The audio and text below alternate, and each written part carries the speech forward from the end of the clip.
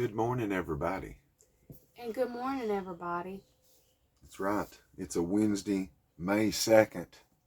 It's Wednesday? Yeah, Thursday.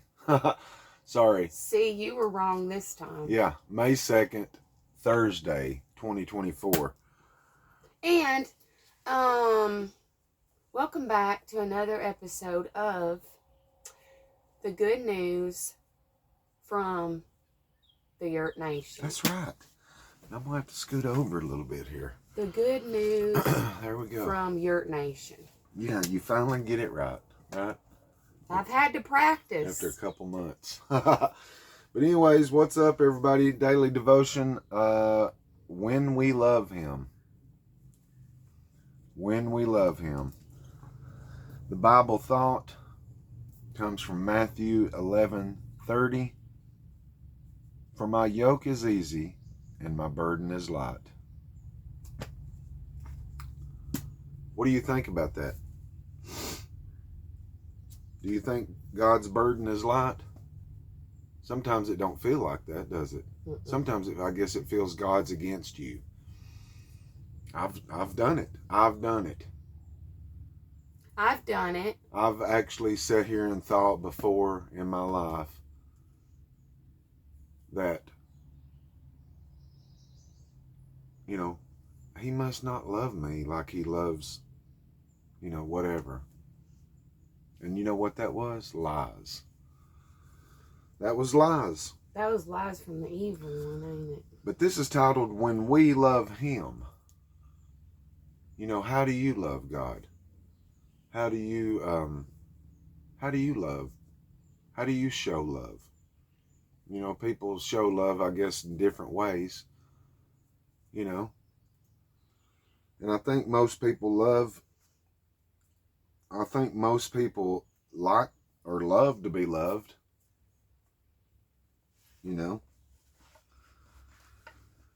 But today's is out of Psalm. Once again, we're still in one of the largest... most beautiful list. Yeah, but one of the largest Psalms there is 119. Hundreds of verses. And we've been in that for a few days, and we're still in it right now with 119, 33 through 40. When we love him. So this is Paul.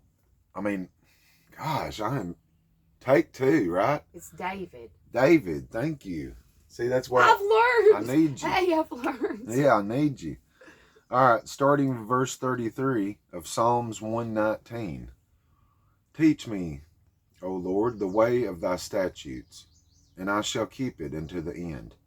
Give me understanding, and I shall keep thy law. Yea, I shall observe it with my whole heart. Make me to go in the path of thy commandments, for therein do I delight. Incline my heart unto thy testimonies, and not to covetousness. Turn away my eyes from beholding vanity, and quicken thou me in thy way. Establish thy word unto thy servant, who is devoted to thy fear. Turn away my reproach, which I fear, for thy judgments are good. Behold, I have longed after thy precepts. Quicken me in thy righteousness. So, he's asking for, wisdom and understanding, Because, just like anything, when you're a small child, you don't just come out of the womb, or as you become 2 years old, that child knows it all now. They've learned everything. No. I'd be safe to say, I'm turning 50 this year, and I don't know hardly anything compared to everything. Yeah. And I've met old men and women that's in their 80s that says, I still am learning. Right. But David, asking God to, teach me. Give me understanding. Make me to go in the path of thy commandments. Incline my heart. 37, turn away my eyes from beholding vanity. 38, establish thy word. And then again in 39, turn away my reproach which I fear. So from 33 down to 39, teach me, give me understanding, make me to go in the path of thy commandments, incline my heart, turn away my eyes, establish thy word, and turn away my reproach.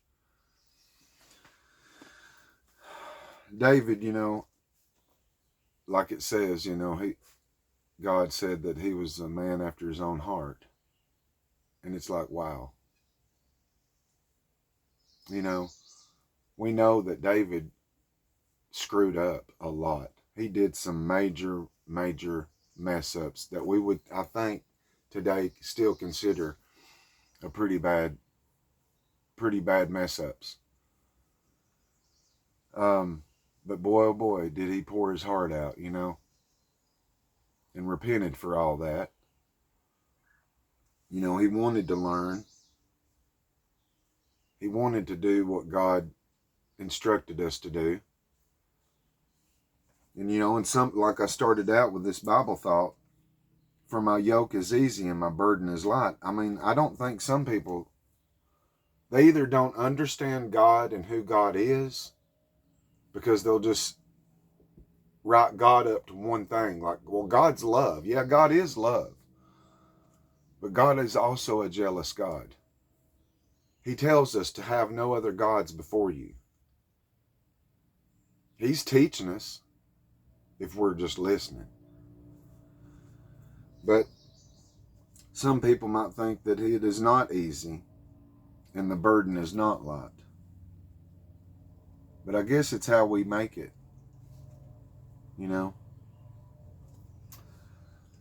So in the devotion here, when we love him, this is the devotion that's been written by somebody. And here it reads like this. As a child, I did not understand that the rules that were set up by my parents were intended for my future well-being. Today, as a parent, I understand. In the Psalms, David expressed his love for the law. Why would David love a law that restricted or even prohibited him from doing things he desired or liked? Because it gave him wisdom and understanding. It protected and delivered him from evil. Yeah, because in verse 37 of 119 says, turn away my eyes from beholding vanity. And we know that Solomon, told us about, he was the wisest king, wisest man. And yeah, I believe it's in Proverbs or somewhere where, I can't remember, maybe it's not, but he said that I have found that everything under the sun is vanity. And Solomon had it all. He had singers and dancers to sing and dance for his singers and dancers. I mean, he had innumerable wives. He had riches upon riches. But he found that everything under the sun was vanity. David here in verse 37 is saying, turn away my eyes from beholding vanity. Why? Well, David knew that it protected and delivered him from evil. It is by God's grace that the commandments of Jesus were given for our guidance and protection. We are not saved by our own goodness or by keeping the law, but by the goodness of Jesus Christ. Boom, right there. You can't go out here and say, "Oh, I've done this and I've not killed nobody, I've not cheated, I've not stolen, I've not been jealous about my neighbors and all this, that, and that." And that's great. But guess what? You are not saved by your own goodness or by keeping the law. We are all saved, whether you believe it today or not, or never. We are all saved by Jesus Christ. I mean, we could end it right there. And now I might not say nothing else. And we could very well, because that's it. He is the Alpha and He is the Omega. He was the beginning, and He will dadgum for sure 100% be the end. I mean, we read where it says, Jesus said, people were asking Him, hey, what's it going to, what's the end times look like? And what's it going to be? What's the signs? And one of the things He told them, as of the days of Noah. Be jumping into that, I think, one day whenever we pick a day to do that. Are we living as of the days of Noah right now? But anyways, we're going to jump back into this because we are not saved by our own goodness. You can't be good enough, okay? You can't memorize the law and all that and keep it read and speaking out of your mouth and think that that's going to be good enough. No, it's by the goodness of Jesus Christ. And our response to His great love is obedience. Doing what God desires can provide for us what it did for David. These three things right here are, well, they're priceless. So God, doing what God desires can provide for us what it did for David. And those three things was it provided David with wisdom, understanding, and protection. Read it. He proves it. It does. When we love Him, we will keep His commandments. And then this is from 1 John 5:4. This is the love for God, to obey His commands, and His commands are not burdensome. Are we perfect? No. Never will be. But my desire is to please God. I want to please God. I want to be everything what He created me to be, and I know I'm far from that. I'm far from it. But with loving God and keeping God the forefront of our thoughts and minds and not vanity things, which it's nice to have things. Yes, it's okay. But is it? It may not be. Maybe God's calling you to say, hey, you've been blessed with a bunch of things here and there, and they've took a lot of your time, having this and having that and being able to do this and do that, but where's my time?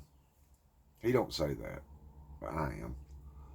And I know that I'm speaking for myself too, because I know I'm a work in progress, and I'm okay with that. I'm okay with that. Because I know that from my own goodness and my keeping the law is not good enough. It's not good enough. But I know what is good enough, and it's Jesus. And I'm so thankful that, let's see, this has been probably 24 years or something. I'm trying to think now. I think it's been 24 years. In those 24 years, my life has been up and down and all around, and it was all because of me. Yeah. But I know that the goodness and the blood that was shed on that cross that is what saved me and saves me to this day. So that's that's a good one. Another good one from David, from Psalm. And I mean, soon through the devotions, sooner now, than later, I'm sure, we'll be out of Psalms. But I mean, I could read one every day, you know. I guess because a lot of us, maybe we are drawn to David in the Psalms because, we maybe see ourselves kind of like David at times or something. Yeah. Yeah. Because we all are human, ain't we? Just because somebody has a different background or a different last name doesn't change one thing. No. We're all made in his image, in their image, That's right, baby. Well, heck, why don't we start treating people like that? Right? Right. But that's neither here nor there, but whatever. Today's devotion is when we love him. And there you go, guys. We appreciate you watching. Hit the thumbs up, hit the subscribe button, and leave us a comment. And we appreciate you watching. We hope you get something out of it. I know I do. I do, babe. And, and I will say sometimes, it's hard to understand, but I think that's just where we need to dig just a little bit deeper and a little bit more and maybe give it a little time. And God, I do know that God will show what he wants to show us. Yeah. Mm-hmm. So until the next one, guys, we'll see you all on it, okay? Appreciate you. Peace out. Love you guys. Yeah. And I just want to say, don't ever forget that you have a beautiful purpose. That's right. They do. Special worth, you are. Yep. So, that being said, you guys, love you guys and have a great, blessed day because it's beautiful out here. So, love you guys. Y'all have a good one.